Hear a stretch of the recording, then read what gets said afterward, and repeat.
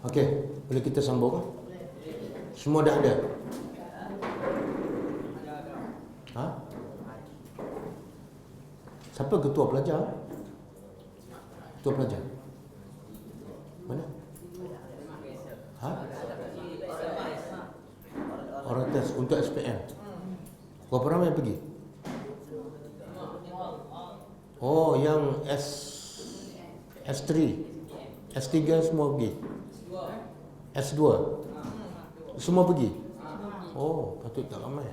Ini semua S2, S3.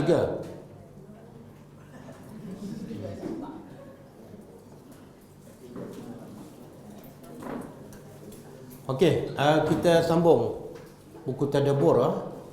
Ustaz akan habiskan buku ni insya-Allah hari ni, dan bila 2 minggu lagi kita akan mula tadabbur surah-surah lazim. Dan Ustaz rasa pelajar semua dah dengar kan rakaman tadabbur Ustaz daripada surah-surah lazim? Dah dengar kan? Semua dengar kan? Ha? Daripada berapa surah dah dengar? Ha? Berapa? Surah apa? An-Nas dengan Al-Falaq baru. Oh. Baru start apa? Baru start kan? Patut start lama dah. Okey. Jadi untuk 2 minggu akan datang, ini dengar rakaman Ustaz setiap hari kan? Setiap hari 1 jam sekali dengar. Bila? 11 hingga 12 setiap hari. Mana 5 kali seminggu lah, ataupun 6. Dengar daripada mana? Oh, semua dengar ramai-ramai lah. Jadi kalau satu hari satu kelas kan, tapi tak habis satu surah, makna dalam seminggu tu lebih kurang, dalam 2 minggu sebelum Ustaz datang agak-agak dapat berapa surah? 3. Okey, yang ni dah dapat 2 kan, Al-Falaq dengan An-Nas. Jadi sementara 2 minggu lagi mungkin dapat 3 surah kan, InsyaAllah.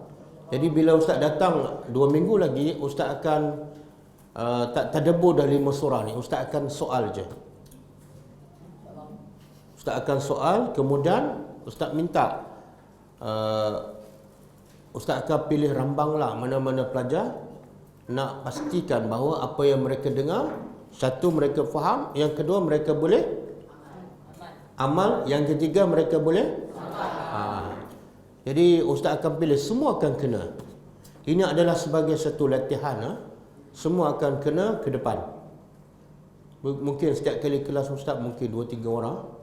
Kita test setakat mana dia faham, setakat mana dia boleh sampaikan.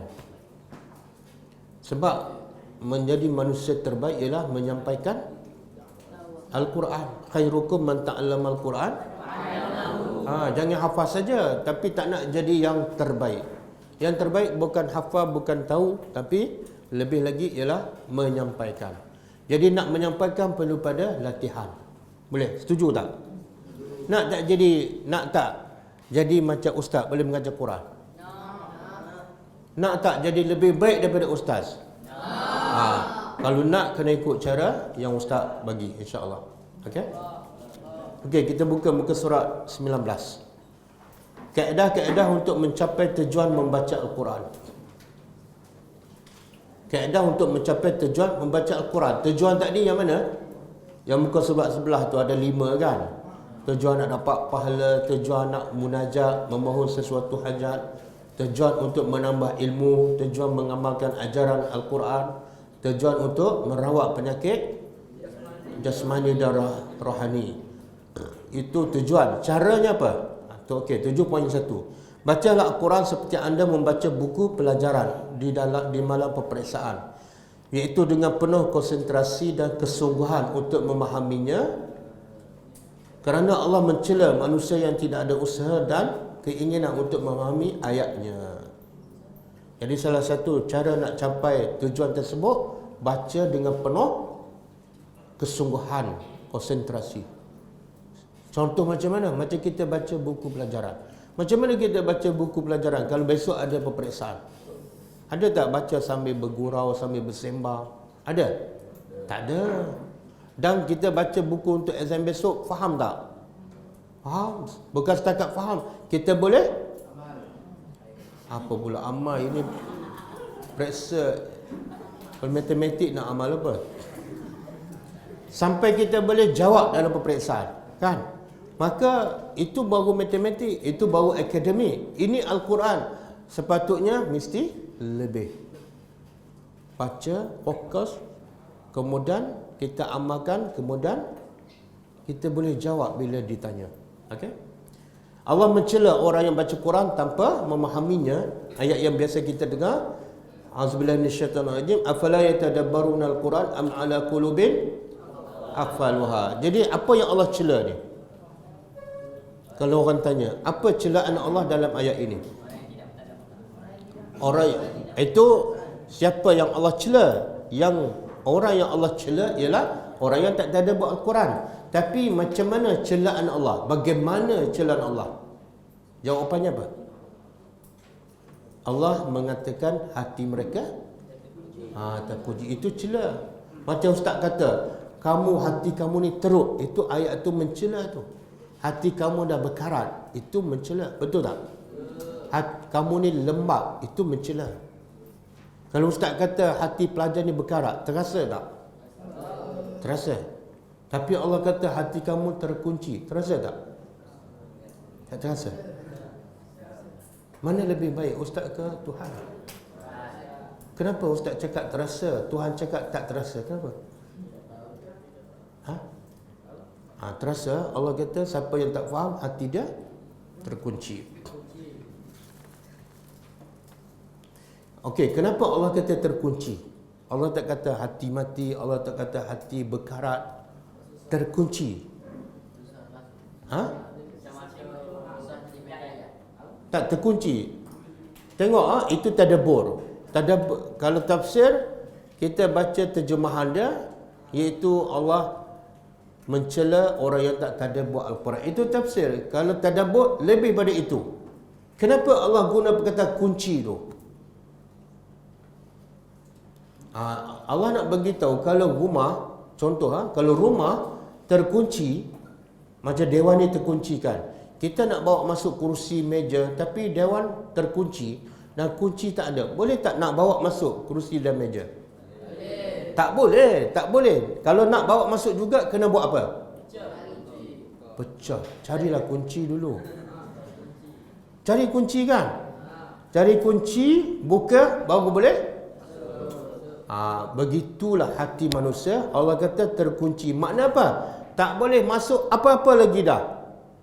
Hidayat tak boleh masuk, ayat Quran tak boleh, petunjuk tak boleh, tazkirah tak masuk. Sebab terkunci. Kalau nak masuk juga kena cari kunci dan buka. Kunci untuk membuka hati yang terkunci apa dia? Tadabbur Al-Quran. Kalau rasa hati sempit je, tadabburlah Al-Quran. Kalau rasa cepat marah je, tadabbur je Al-Quran. Okey, boleh adik. Rizal, boleh ke Rizal? Boleh. Oh, Ustaz lupa ada senarai nama pelajar kat depan Ustaz. Okey. Yang kedua, Allah nak beritahu hati walaupun terkunci tapi boleh tak dibuka? Boleh, sebab dia berkunci. Dan cara membukanya ialah dengan tadabbur Al-Quran. Jangan pegang, Ustaz saya hati saya terkunci. Boleh tak saya beli kunci ataupun anak kunci kat kedai? Tak ada lah, tak akan jumpa. Okey, yang kedua,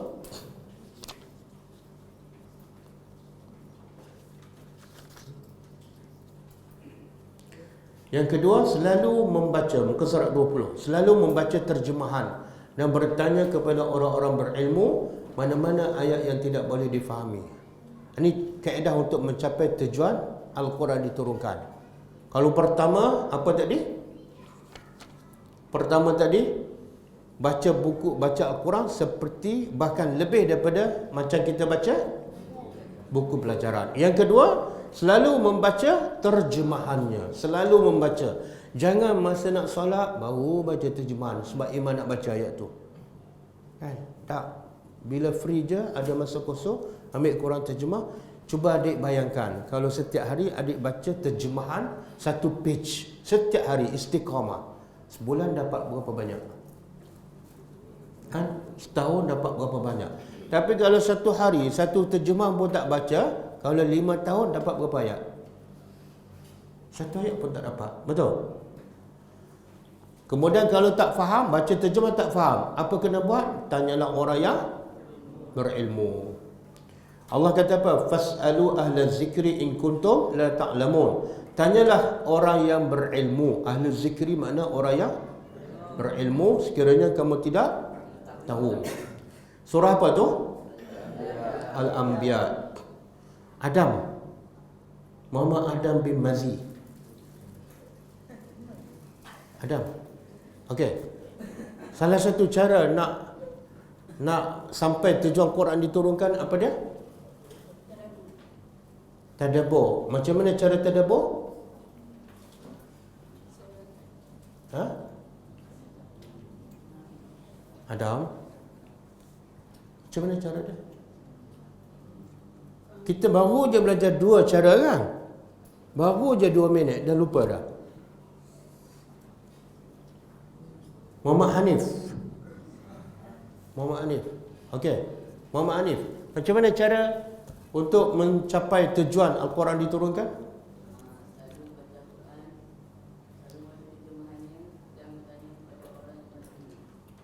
Bila tak tahu kena tanya orang yang tak. Hanif jawab.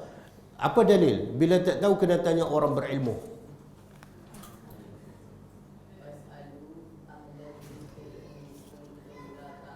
Terjemah?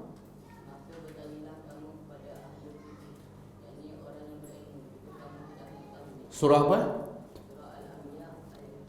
Okey, siapa yang suruh bertanya ni bila kita tak tahu? Siapa yang suruh bertanya? Allah. Tak payahlah ada mak panjang-panjang Allah. Jadi bila Allah suruh, wajib tak kita bertanya bila tak tahu?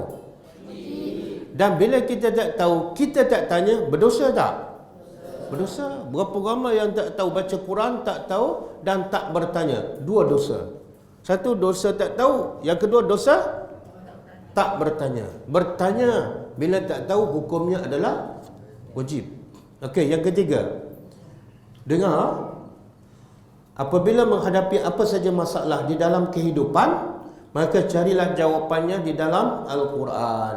Kerana Al-Quran merupakan penawar kepada segala masalah hidup manusia.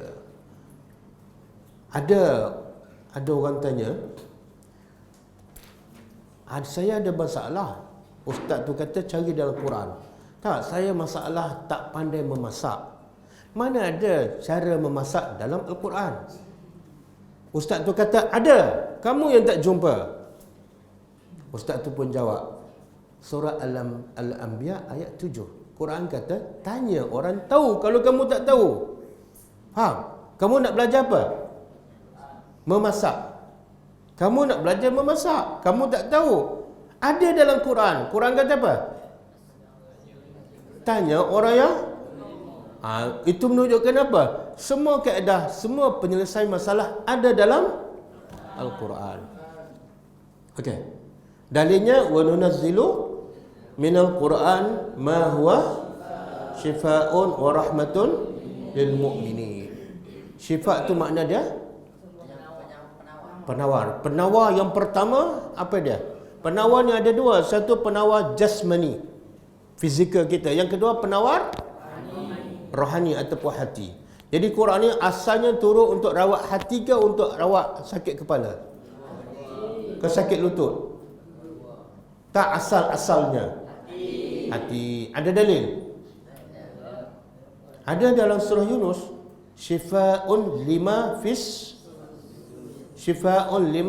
sudur. Surah Yunus sebut jelas. Syifa, rawatan bagi apa yang fis sudur. Apa dia? Iaitu hati. Sebab itulah kalau orang tu ada sakit fizikal tapi hati dia beriman, sakit itu bukan sakit. Bahkan sakit itu jadi satu nikmat. Sebab apa? Satu, hapus dosa. Yang kedua, kalau dia sabar dengan ujian, Allah naikkan darjah, Allah bagi pahala yang tanpa hisab. Faham? Jadi fizikal sakit tapi hati tak sakit, maka sakit fizikal menjadi nikmat. Okey. Yang keempat, biasalah membaca Al-Quran di waktu malam. Ini cara nak dapat untuk mencapai tujuan Al-Quran diturunkan, iaitu baca Quran di waktu malam. Adik-adik ni biasa baca Quran, hafal siang ke malam? Dua-dua. Mana lebih banyak, siang ke malam? Siang. Kalau malam tu sampai pukul berapa? 9 aja. Awalnya, lepas tu tidur. Tengah-tengah malam tak bangun tahajud ke? Bangun tahajud dan solat. Solat dan baca Quran dalam solat. Biasa? Solat ramai-ramai kan sorang-sorang? Sorang-sorang? Ramai-ramai? Solat malam lah, tak kira witir ke tahajud ke. Solat ramai-ramai ke sorang? Sorang-sorang. Gunakan waktu solat malam sorang-sorang, baca ayat yang kita dah hafal. Lagi kita baca panjang, sebenarnya solat itu semakin khusyuk dan semakin lazat. Itu yang dibuat oleh Nabi. Nabi baca kadang-kadang satu rakaat, Nabi baca 3 surah panjang. Surah Baqarah, surah Ali Imran, surah An-Nisa. 3 surah dalam satu. Kenapa Nabi boleh baca panjang? Itu berapa juzuk? 5 juzuk kan? Satu rakaat. Sebab apa? Sebab Nabi rasa lazat bercakap dengan Allah melalui Al-Quran. Okey, ada dalil tak? Allah puji orang yang baca Quran waktu malam. Ada. Surah Ali Imran ayat 113. Laisu sawa'an min ahlil kitab. Tidak sama di antara ahli kitab. Tak sama. Bukan semua ahli kitab kafir. Ada sebahagian ahli kitab yang beriman. Apa ciri-ciri ahli kitab yang beriman? Apa dia? Iaitu mereka membaca ayat-ayat Allah pada beberapa waktu. Mana Allah nak puji siapa yang baca Quran di waktu malam. Kenapa? Sebab baca waktu malam kesannya lebih besar dibanding baca siang hari. Sedangkan mereka juga bersujud. Sabda Nabi SAW, tidak boleh hasad, dengki kecuali dalam 2 perkara. Seorang yang telah diberi kefahaman Al-Quran oleh Allah Ta'ala, kemudian dia membaca ketika solat di sepanjang. Dan yang kedua, seorang yang diberi harta oleh Allah Ta'ala, lalu dia menginfakkannya di sepanjang malam dan siang. Jadi hadis ni Nabi bagi tahu, boleh tak kita dengki pada orang? Boleh tak? Tak boleh. Dengki tak boleh. Dengki haram. Kecuali 2 perkara. Pertama, dengki apa? Yang Nabi sebut lah. Yang Nabi sebut dah ada. Iaitu orang yang diberi Al-Quran, dia baca siang dan malam, dia tadabbur siang dan malam, dia amalkan siang dan malam. Kita boleh tak dengki pada dia? Maksudnya, aku nak jadi macam dia dan lebih baik. Boleh tak? Boleh. Yang kedua, orang yang banyak duit, banyak harta, tapi dia banyak sedekah. Siang sedekah, malam sedekah. Boleh tak kita dengki nak jadi macam dia? Boleh. Tapi biasa kita tak dengki pada orang macam tu kan. Yang kita biasa dengki siapa? Orang yang rumah besar, pangkat besar, gaji besar, kereta besar kan. Kita dengki. Okey, yang kelima, mendalami ilmu bahasa Arab. Cara untuk mencapai tujuan Al-Quran diturunkan ialah dengan mendalami ilmu. Alhamdulillah kita sedang belajar. Kerana Al-Quran diturunkan dalam bahasa Arab. Firman Allah Ta'ala, inna anzalnahu Qur'anan Arabiyyan la'allakum. Cuba perhati di hujung ayat. Semoga kamu berakal. Jadi Allah kata kami turun Al-Quran dalam bahasa Arab supaya kamu. Makna apa tu? Quran asal turun kepada siapa? Kepada? Yalah, betul lah manusia. Kepada bangsa apa? Sebab tu Allah kata Quran turun pada bangsa Arab, maka Al-Quran diturunkan dalam bahasa apa tujuan? Supaya mereka faham. Kalau Quran turun pada bangsa Arab tapi turun dalam bahasa Melayu, orang Arab boleh faham tak? Jadi tak tercapai tujuan Quran diturunkan. Boleh faham? Ataupun Quran turun pada bangsa Jepun tapi dalam bahasa Arab, tak boleh, mereka tak boleh faham. Jadi Allah kata, aku sengaja turun pada kamu wahai orang Arab Al-Quran dalam bahasa kamu supaya kamu faham. Jadi tujuan Quran yang paling utama untuk faham dan amalkan, bukan untuk dibaca sahaja. Okey. Kemudian yang ke-6, muka surat 22. Yang ke-6, selalu menggunakan ayat Al-Quran ketika bercakap. Lebih-lebih lagi ketika berdakwah. Metod inilah yang selalu digunakan oleh Nabi SAW ketika menyampaikan dakwahnya kepada seluruh manusia. Dengan membaca ayat Al-Quran kepada manusia, ia memberi kesan yang mendalam dalam jiwa manusia. Boleh faham? Tambah-tambah hadik ni yang hafal Quran. Sepatutnya bila cakap dengan mak ayah aja, keluar dalil daripada Quran. Mak kena buat begini, dalilnya sekian-sekian. Cakap dengan kawan je, hendaklah kamu jangan mengumpat. Sebab Allah mencela orang yang mengumpat. Dalilnya wailul likulli humazati lumazah. Kalau kita jumpa orang tu sedekah, lepas tu cerita pada orang, kita nak tegur dia, guna ayat Quran. Jangan cakap, oh tak payah ceritalah pada orang, dia tak terkesan. Sebab itu ayat kita. Kita kena cakap pada dia apa yang Allah cakap. Apa dia Allah cakap? Kalau sedekah, jangan cerita pada orang. Bukan yang tu. Ya ayyuhallazina amanu la tubtilu sadaqatikum bil manni wal azah.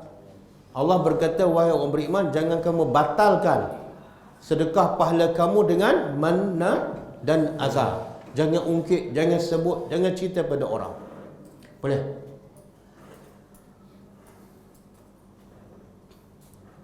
Jadi ustaz sangat-sangat berharap pelajar-pelajar di Ma'had Tahfiz ni, bila bercakap, bila berdakwah je, keluar ayat Quran. Bila cakap je, keluar ayat Quran.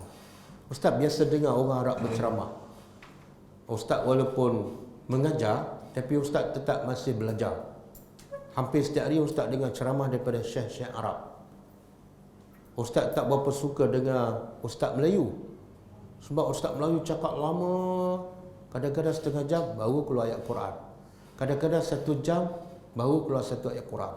Tapi orang Arab cakap 2 minit keluar ayat Quran, 2 minit keluar hadis.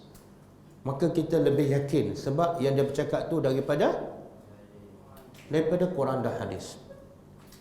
Jadi adik-adik ni dah hafal Al-Quran, Quran di mulut, maka bila bercakap gunalah Al-Quran. Allah kata apa? Fazakir bil Quran. Allah kata berilah peringatan dengan Al-Quran. Ini kadang-kadang cakap pasal Islam tapi cerita dia merapu je, tak tahu daripada mana sumber. Allah kata bagilah peringatan dengan Al-Quran. Man yakhafu wa'id, kepada siapa? Orang yang takut kepada azab aku. Jadi Allah nak bagi tahu orang yang terkesan dengan Quran ni bukan semua orang. Bukan semua orang. Yang terkesan dengan Al-Quran, yang terkesan dengan azab Allah ialah orang yang siapa? Muhammad Rafiq bin Ismail. Mana Muhammad Rafiq? Okey, siapa yang terkesan dengan Al-Quran? Orang yang takut azab Allah. Ada dalil? Habiskan. Surah apa? Qaf. Ayat? Sekarang boleh sebutkan sebab ada buku kat depan. Satu hari jangan lagi bergantung pada buku. Okey, firman Allah Ta'ala, wa qara'na wa Qur'anan faraqnahu litaqra'ahu 'alan nasi 'ala muksin wa nazzalnahu. Apa maksud dia? Ini Quran faraqnahu. Apa makna faraqnahu? Kami bahagi-bahagikan. Apa maksud kami bahagi-bahagikan? Ha? Bukan. Bahagi-bahagikan mana kami turun secara beransur-ansur. Quran diturunkan selama berapa tahun? 23 tahun. Itu maksud Allah kata kami bahagi-bahagikan. Maksudnya Quran tidak diturunkan sekali gus. Muhammad dia Muzaffar. Mana Muhammad dia? Okey, Muhammad dia. Quran ni turun sekaligus ke beransur-ansur? Beransur-ansur. Selama berapa tahun? 23 tahun. Okey. Kitab-kitab dahulu sebelum Al-Quran, Taurat, Injil, turun beransur juga ke ataupun sekaligus? Ya, dia aja jawab. Sekaligus kan? Jadi beza Quran dengan kitab-kitab dahulu. Okey, duduk. Apa hikmah Quran diturunkan beransur-ansur? Kenapa Allah turunkan beransur-ansur? Supaya mudah. Maknanya Quran mesti difahami. Kalau setakat untuk baca je, perlu tak Allah turunkan Al-Quran beransur-ansur? Tak payah, turun je 30 juzuk. Sebab apa? Untuk baca, untuk hafal. Betul tak? Tapi sebab Quran tujuannya sangat besar. Untuk faham, amal dan sampaikan. Jadi kalau turun 30 juzuk sekaligus, mampu tak orang Mekah faham sekaligus, amal sekaligus dan sampaikan sekaligus? Boleh tak? Tak boleh, tak mampu. Maka Allah kata kami bahagi-bahagikan Al-Quran ala nas, kepada manusia ala muksin. Apa makna muksin? Perlahan-lahan, sedikit demi sedikit. Supaya apa? Supaya engkau membaca pada manusia secara perlahan. Wa nazzalnahu, dan kami menurunkannya beransur-ansur. Jadi hikmah. Muhammad Alif Syahmi. Alif Syahmi, bangun. Okey. Apa hikmah Quran diturunkan beransur-ansur? Untuk difahami. Jadi tujuan sebenarnya Quran diturunkan adakah untuk setakat baca, hafal ataupun lebih daripada itu? Lebih daripada itu. Boleh tak Quran diturunkan sekaligus dan kita faham sekaligus dan amal sekaligus? Boleh tak? Tak boleh. Kita nak hafal pun sekaligus pun tak boleh kan? Nak faham, nak amal lagi perlukan masa. Okey, duduk.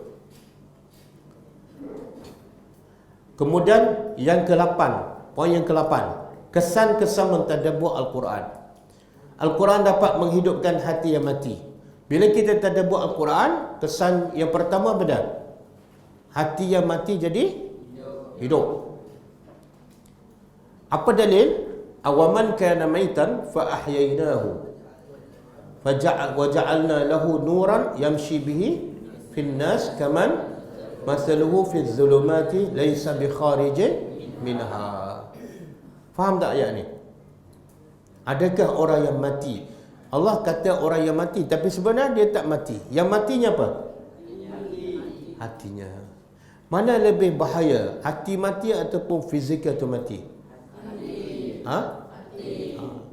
Tapi yang adik takut, hati mati ke ataupun mati terus?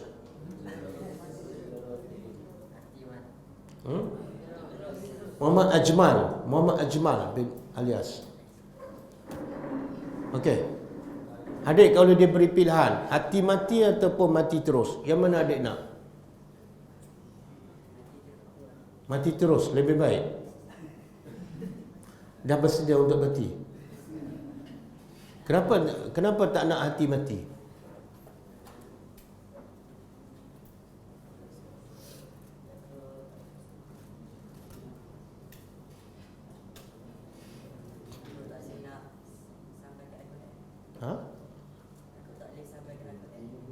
Tak boleh sampai Al-Quran.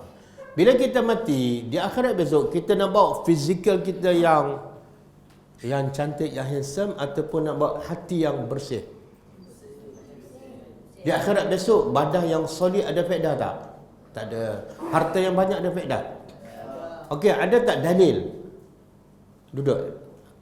Ada tak dalil yang Allah kata di hari akhirat besok harta, badan kita, anak-anak semua tak ada faedah kecuali hati yang sejahtera.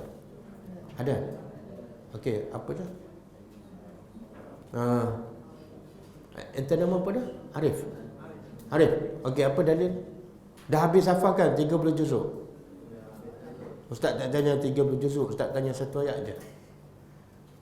Dalil, Allah kata pada hari akhirat tidak memberi manfaat segala anak-anak, segala harta, kecuali hati yang bersih, hati yang suci. Ni penting hafal Quran ni. Penting apa? Penting faham. Bila tanyanya boleh keluar ayat tu. Bila tanyanya surah ni. Kenapa tak boleh keluarkan? Sebab tak faham kan? Siapa boleh faham? Siapa boleh keluarkan ayat tu? Okey, Adam. Adam baca. Adam.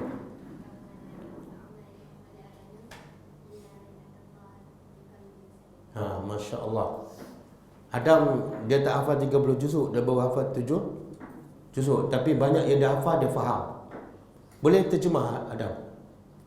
Boleh terjemah? Yauma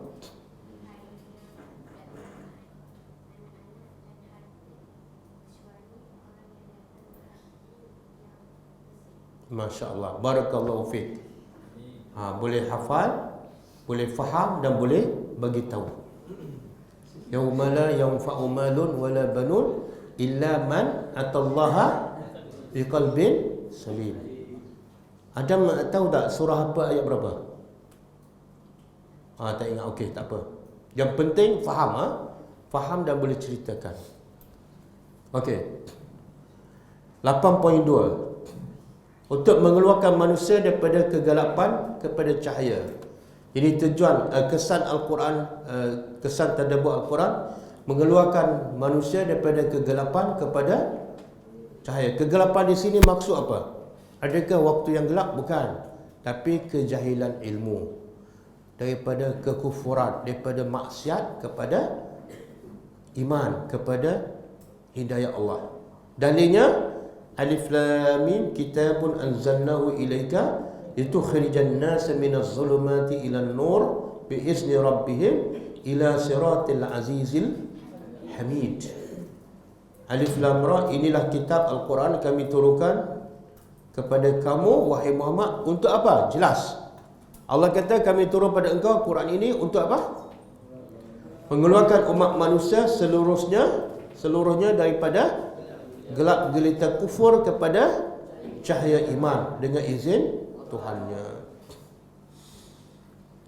Muhammad Ammar Haziq mana? Okey, apa makna Quran mengeluarkan manusia daripada kegelapan kepada cahaya? Apa makna kegelapan?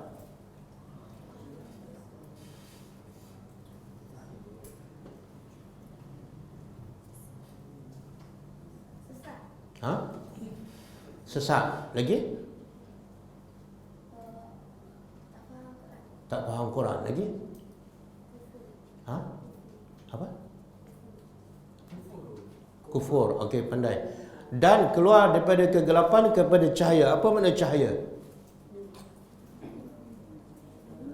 Iman. Lagi?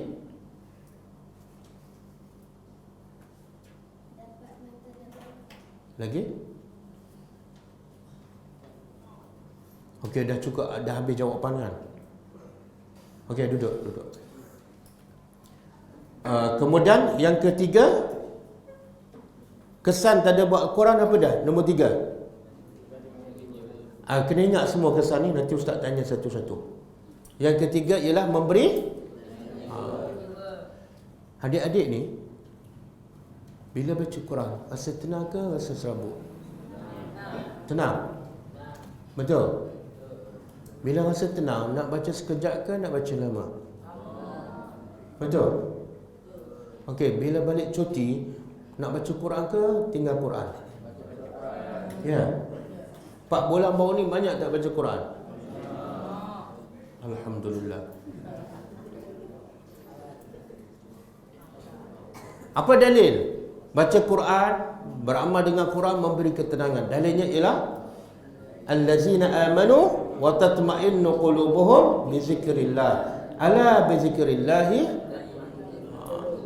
iaitu orang-orang yang beriman dan tenang tenteram jiwanya dengan apa?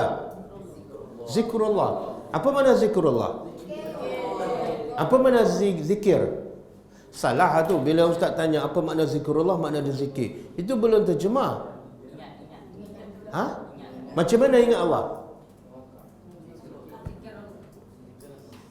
Macam ni, subhanallah, subhanallah, macam tu. Macam mana?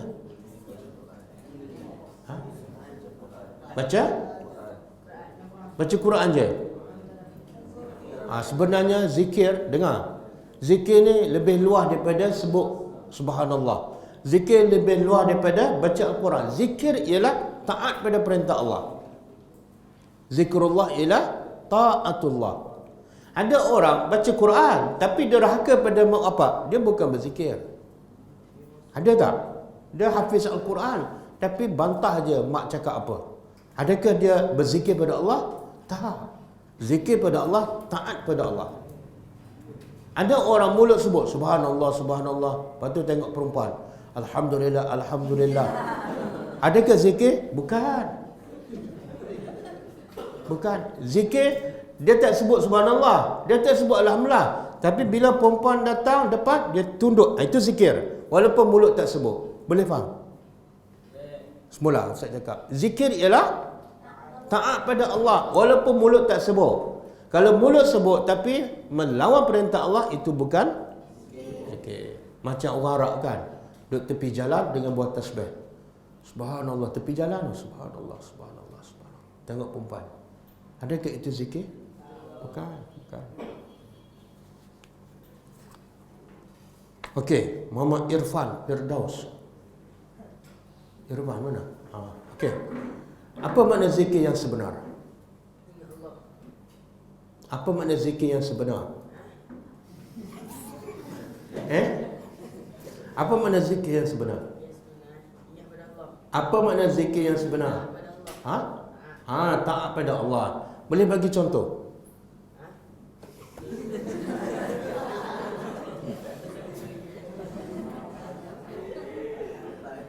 Boleh bagi contoh? Contoh taat pada Allah.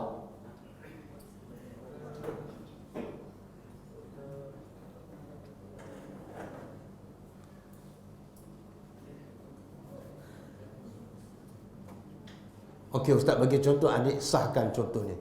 Okey? Bila mak adik cakap, sekarang tutup TV, pergi tidur. Adik pun terus tutup dan pergi tidur. Adakah itu nama zikir? Betul. Tapi kalau adik tengok TV kan, mak kata tutup TV, pergi tidur, adik kata subhanallah, subhanallah. Adakah itu zikir? Faham tak? Faham. Berapa ramai yang mulut puji Allah, macam kadang-kadang pelakon kan, filem dia laku, laris. Dia kata apa? Alhamdulillah, filem saya laris. Adakah itu zikir? Tak. Ada orang dia bagi salam, laki bagi salam pada perempuan. Perempuan tu bukan mahram dah. Nampak perempuan lalu assalamualaikum, tak jawab, dosa. Adakah zikir? Bukan. Faham tak? Zikir ni sebenarnya lebih luas. Sebab tu Allah sebut dalam surah apa ni? Bila diazankan untuk solat jemaah, maka bersegeralah kepada solat. Tapi Allah tak sebut solat, Allah sebut zikrullah. Siapa boleh sebut ayat tu? Bila diseru untuk solat Jumaat, maka segeralah kepada zikrullah. Tapi dia bukan subhanallah, tetapi kepada solat. Apa ayat tu? Ya ayyuhallazina amanu iza nudiya lis-salati yaumil jum'ah fas'au ila zikrillah. Zikrillah, apa makna zikrillah di situ? Tak, zikrillah di situ ialah salat Jumaat. Faham? Okey, duduk dek. Okey, yang ke-8, Al-Quran akan memberi syafaat kepada pembacanya. Tapi ingat, bukan semua yang membaca Quran dapat syafaat. Siapa yang dapat ni? Kata Nabi SAW, bacalah oleh kamu Al-Quran kerana sesungguhnya ia akan datang pada hari Jumaat sebagai pemberi syafaat. Kepada siapa? Bukan pembaca. Apa mana pemilik? Apa pula ibu bapanya? Bukan. Pemilik ialah orang yang macam saya. Ini saya pemilik telefon. Apa saya buat dengan telefon? Kalau saya pemilik telefon, apa saya akan buat? Saya akan guna tak telefon? Saya akan jaga tak telefon? Ya, itu makna pemilik. Saya guna, saya memanfaatkannya. Tapi kalau saya ambil ada telefon tapi saya simpan dalam almari, saya bukan pemiliknya sebab saya tak guna pun. Faham? Jadi pemilik Al-Quran ialah orang yang selalu baca, selalu faham, selalu amal dan manfaatkan, sebarkan. Okey. Jadi yang akan dapat syafaat pada hari akhirat bukan semata-mata membaca Al-Quran. Yang kelima, mendapat tempat yang tertinggi di syurga. Jadi siapa yang hafal dan beramal, dia akan dapat tempat yang tertinggi di syurga. Tingkat berapa ni? Mengikut bilangan ayat Al-Quran yang dihafal dan diamalkannya. Ada dalil. Sabda Nabi SAW, dikatakan kepada penghafal Al-Quran pada hari kiamat, bacalah satu ayat dan naiklah satu darjah. Lalu ia membaca ayat yang dihafal dan diamalkan. Bukan hafal saja. Sehinggalah ayat terakhir yang dihafalnya, maka itulah tingkat terakhirnya di syurga. Faiz Zuhdi. Okey. Siapa yang antara orang yang akan dapat masuk syurga yang paling tinggi? Selain daripada itu, yang ustaz baru baca, yang kita baru baca, orang yang hafal dan amalkan. Okey, Zuhdi, dia akan masuk tingkat berapa ni orang yang hafal Quran dalam syurga? Cari kat situ, mana ada tingkat berapa? Tingkat berapa?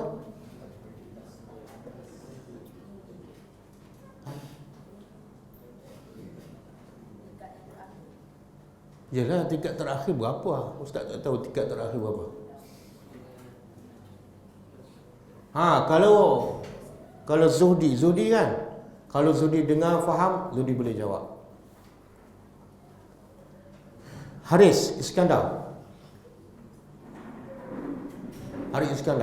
Orang yang hafal Quran dan beramal, dia akan masuk syurga yang paling tinggi. Tingkat ke berapa? Yang pertama bukan tertinggi lah. Pertama yang paling bawah.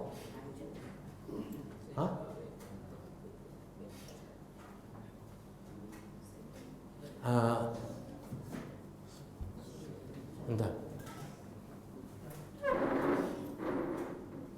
Tingkat ke berapa?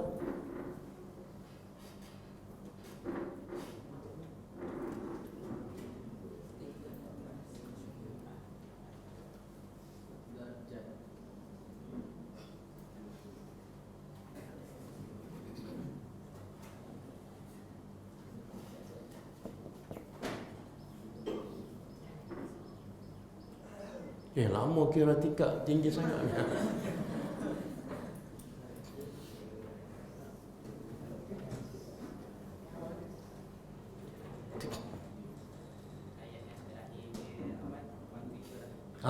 Jawapan betul.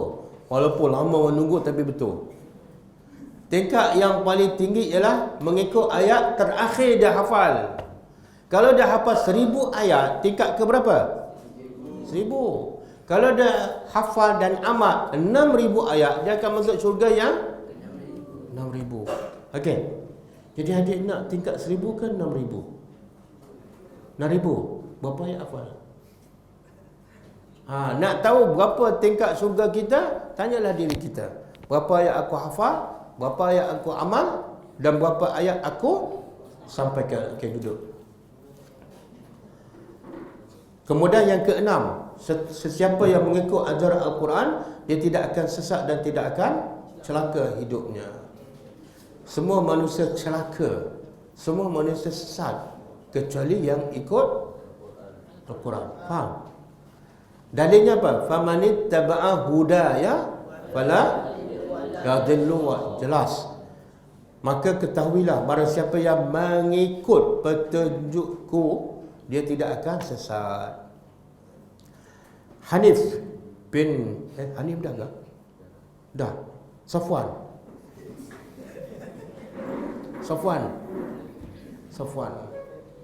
Okey, Safwan. Siapa yang tidak akan sesat dan tidak akan celaka? Ikut tunjuk Allah. Ada dalil?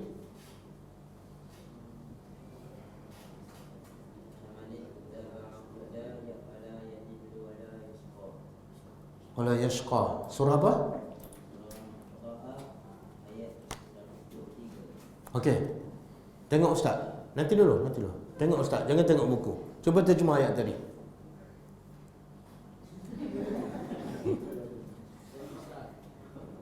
Tengok ustaz, jangan tengok bawah. Maka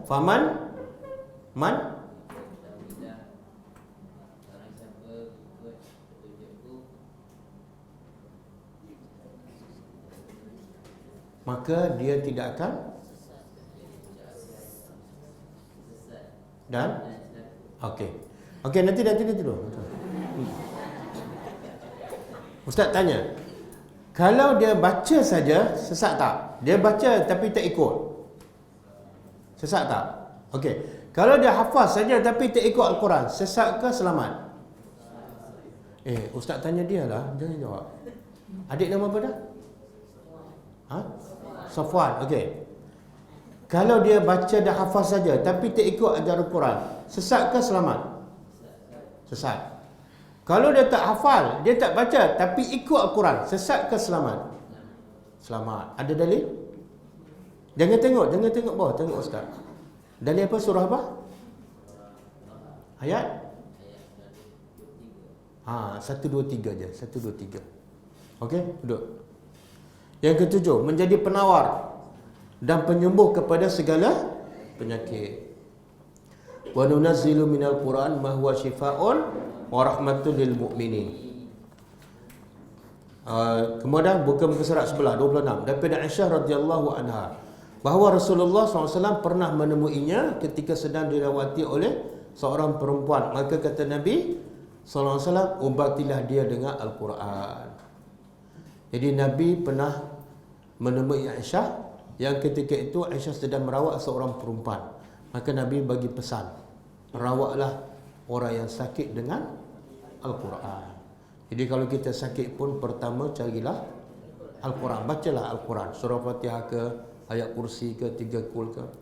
Okey, yang ke-9, keburukan dan kerugian bagi mereka yang tidak mentadabbur Al-Quran. Siapa yang tak tadabbur Al-Quran, apa akibat buruknya? Banyak nas-nas daripada Al-Quran dan Sunnah yang mencela mereka yang membaca Al-Quran tapi tidak memahaminya, ataupun memahaminya tapi tidak beramal dengannya. Antaranya, nombor 1, Allah menyamakan manusia dengan binatang ternak atau lebih teruk daripadanya bagi mereka yang tidak menggunakan akal. Tidak menggunakan mata dan telinga untuk memahami ayat Allah. Dalilnya surah Al-A'raf ayat 1. Walaqad zara'na li jahannama katsiran minal jin wal ins lahum qulubun la yafqahuna biha wa lahum ulaika an'am bal hum ulaika humul ghafilun. Okey, Muhammad Iqbal. Mana Iqbal? Okey, orang yang tak guna mata, tak guna akal untuk faham Al-Quran dan tak ikut, Allah samakan seperti apa? Jin ke malaikat? Binatang ternakan. Apa dia binatang ternakan?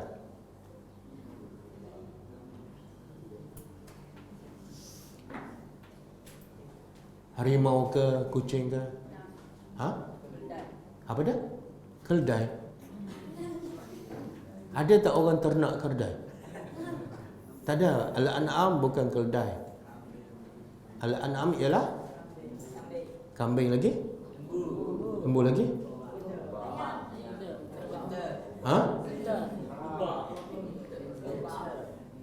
Tak, dia binatang ternak ni yang biasa orang ternak dan ternak banyak dan dapat manfaat banyak. 3. Kambing, lembu, unta. Kuda tak termasuk, ayam tak termasuk. Ayam manfaat dia kecil sebab daging dia sikit. Walaupun ada mengatakan ayam juga termasuk. Tapi yang paling masyhur binatang ternak 3 je. Kambing, lembu, unta, bukan kubah. Kubah masuk bahagian lembu. Okey, yang kedua, duduk dia. Allah menyamakan manusia dengan keldai. Ini baru keldai. Bagi mereka yang membawa ataupun membaca tapi tidak memahami, ataupun memahami tapi tidak beramal. Dalilnya masalul ladzina humilut taurata thumma lam yahmiluha kamasalil himar yahmilu. Kenapa Allah samakan dengan keldai? Kenapa? Kan Allah kata orang yang diberi kitab macam ahli kitab kan, tapi dia tak ikut ajaran Al-Quran ataupun dia tak faham. Allah kata sama dengan keldai. Kenapa keldai? Sebab keldai digunakan untuk bawa barang. Apa-apa je lah, bukan mesti kitab. Beza, lembu digunakan untuk bawa barang. Kambing? Tak. Unta? Diguna, tapi Allah tak guna, Allah tak bagi contoh unta. Allah bagi contoh keldai. Kenapa? Sebab antara keldai dengan unta, yang mana yang paling bodoh? Ha? Kenapa keldai paling bodoh? Ha? Bawa barang sebab dia tak tahu apa isi dia. Okey, kalau tak kita atas unta, unta tahu tak? Apa? 2 kali 5 je.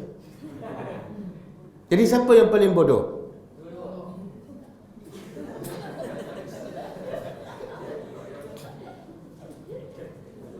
Dia dua-dua binatang tu tak cerdik sebab dua-dua tak ada akal. Tapi yang antara dua-dua tak cerdik, yang paling tak cerdik, yang paling bodoh keldai. Sebab keldai ni letak apa dia buat tak tahu je. Lepas tu dia bawa je. Unta lain. Unta cerdik sikit. Okey? Satu. Yang kedua, Allah buat contoh unta sebab suara unta, Allah buat contoh keldai sebab suara keldai dengan suara unta mana lebih sedap? Ha? Oh, suara unta sedap. Cuba buat contoh. Dia suara unta tak adalah sedap sangat, tapi bila dibanding dengan suara keldai lagi buruk. Dan Allah sebut dalam Quran, suara keldai adalah suara yang buruk. Dalam surah apa? Surah Luqman. Cuba baca ayat tu. Inna lasautul hamiri, apa dia? Inna ankaral aswati lasautul, suara hamir. Hamir tu makna keldai, adalah seburuk-buruk suara. Okey. Jadi Allah kata ahli kitab yang diberi kitab tapi tak faham ataupun tak beramal, sama seperti keldai yang diletak buku kan. Jadi letak buku atas belakang keldai, kemudian suruh dia bawa sampai Gua Musa.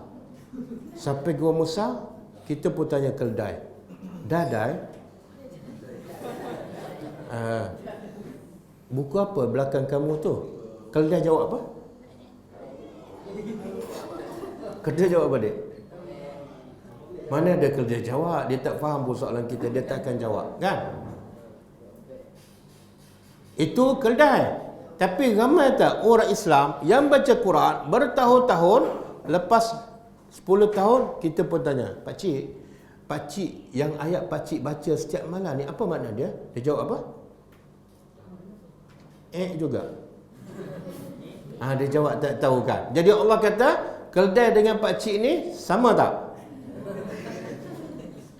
Sama tak? Ini bukan ustaz buat contoh ni. Yang buat contoh siapa ni? Apa persamaan dia? Apa persamaan antara pakcik ni dengan keldai? Dua-dua sama?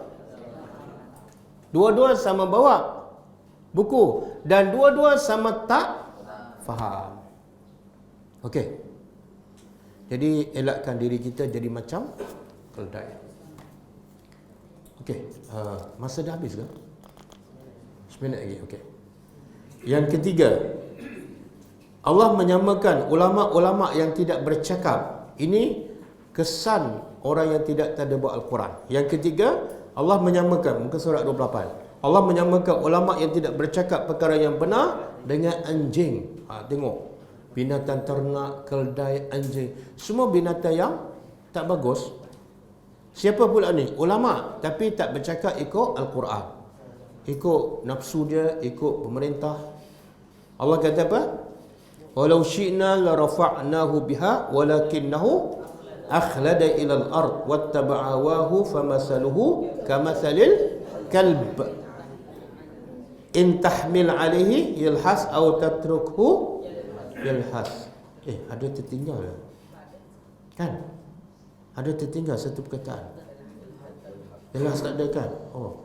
Awak perasan? Tertinggal kan? Dan kalau kami kehendaki, nescaya kami tinggikan pangkatnya dengan sebab mengamalkannya ayat-ayat Al-Quran. Kalau kami nak tinggikan pangkat ahli kitab, kami angkatkan dengan cara mereka beramal. Tetapi ia bermati-mati cenderung kepada dunia dan menurut hawa nafsunya, maka bandingannya adalah seperti anjing. Jika engkau menghalau, anjing itu menghulurkan lidahnya termengah-mengah, dan jika engkau membiarkan, ia juga menghulurkan lidahnya termengah-mengah. Sama keadaan dia. Okey, yang keempat, Allah melaknat sesiapa yang menyembunyikan kebenaran. Kalau dia faham, dia tak amal, kena laknat juga. Kalau dia faham, dia amal, tapi dia tak sampaikan pun kena laknat. Dalilnya surah Baqarah ayat 159. Innal ladzina yaktumuna ma anzalna minal bayyinati wal huda min ba'di ma bayyanahu lin-nasi fil kitab ulaika yal'anuhumullahu wa yal'anuhumul la'inun. Sesungguhnya orang-orang yang menyembunyikan apa yang telah kami turunkan dari keterangan-keterangan dan petunjuk hidayat sesudah kami menerangkannya kepada manusia di dalam kitab suci, mereka itu dilaknat oleh Allah dan dilaknat oleh siapa yang Allah laknat? Adakah dia perasuah? Bukan. Adakah dia peminum arak? Bukan. Siapa yang dilaknat ni? Orang yang makna dia ada tak Quran pada dia? Dia faham tak Al-Quran? Dia faham, tapi dia dilaknat sebab tak. Itulah bahaya tu, orang belajar hafal Quran tapi tak sampaikan. Yang kelima, Nabi SAW mencela mereka yang membaca Al-Quran tapi tidak mentadabburnya. Ini adik kena faham ni, kena faham dan kena tahu semua dalil ni. Sebab sebelum adik sampai pada orang, adik sendiri kena faham dan kena amalkan, baru boleh sampaikan. Apa kata Nabi? Wahai Aisyah, biarkanlah aku beribadat pada malam ini kepada Tuhanku. Aku berkata, kata Aisyah, aku berkata, demi Allah, sesungguhnya aku suka berada di sampingmu, wahai Rasulullah. Dan aku juga suka apa yang menggembirakan engkau. Jadi Nabi kata pada Aisyah, aku suka duduk dengan engkau, tapi aku lebih suka beribadat pada Allah. Aisyah pun jawab, aku juga suka duduk dengan engkau, tapi aku juga suka apa yang engkau suka. Engkau suka beribadat, silakan. Kata Aisyah, maka baginda lalu bangun lalu berwuduk, kemudian baginda bangun solat. Kata Aisyah, baginda terus menangis hingga membasah janggutnya. Kemudian baginda duduk dan terus menangis lagi sehingga membasahi lantainya. Maka datanglah Bilal melakukan azan subuh. Manakala Bilal melihat Nabi menangis, ia berkata, wahai Rasulullah, engkau menangis sedangkan Allah telah mengampunkan dosa-dosa engkau yang dahulu dan akan datang. Jawab baginda, tidak bolehkah aku menjadi hamba yang bersyukur? Jadi Nabi kata apa? Walaupun aku tak ada dosa, aku tetap bangun salat malam dan menangis untuk menjadi hamba yang bersyukur. Sesungguhnya telah turun, kata Nabi, telah turun kepada aku semalam ayat-ayat yang, ini poin dia, yang apa? Yang apa? Celakalah bagi siapa yang membacanya tapi tidak berfikir tentang maksudnya, iaitu Antaranya ialah ayat 190 hingga 200 surah Ali Imran. Jadi Nabi kata celaka kepada siapa ni? Orang yang maknanya bukan semua orang baca selamat. Bahkan Nabi kata celaka pada orang yang baca. Kalau tak baca, lagilah kan. Okay. Dalil ini jelas menunjukkan akibat yang tidak baik bagi mereka yang membataskan Al-Quran hanya kepada bacaan ataupun hafazan sahaja. Ia juga menunjukkan pentingnya penekanan penghayatan berbanding bacaan dan hafazan. Dengar adik-adik, hafazan bagus, bacaan bagus, tapi yang paling bagus apa dia? Faham dan amal. Para penghafal Al-Quran tidak akan mencapai kelebihan dan kemuliaan daripada kitab Allah sehinggalah ia berpegang pada ajarannya serta beristiqamah dengannya untuk mencapai setinggi-tinggi darjah di sisi Allah. Sebagaimana sabda Nabi SAW, yuqalu li sahibil Quran iqra' wartaqi warattil kama kunta turattilu fid dunya fa inna manzilataka inda akhir ayatin taqra'uha. Maksudnya dikatakan kepada sahibul Quran. Sahibul Quran macam tadilah, yang baca, yang faham, yang amal dan sampaikan. Baca dan naiklah di akhirat besok, dan bacalah dengan tertil sebagaimana engkau membacanya di dunia, maka sesungguhnya manzilah, kedudukan engkau adalah di akhir ayat yang engkau baca. Hadis riwayat At-Tirmizi, hadis sahih. Sahib bermakna orang yang sentiasa membaca, menghafal dan mengamalkannya. Okey, Ustaz rasa cukup setakat ni ya. Yang baki tu adik habiskan sendiri. Boleh ya? InsyaAllah. Tak banyak dah, ada sikit lagi tu.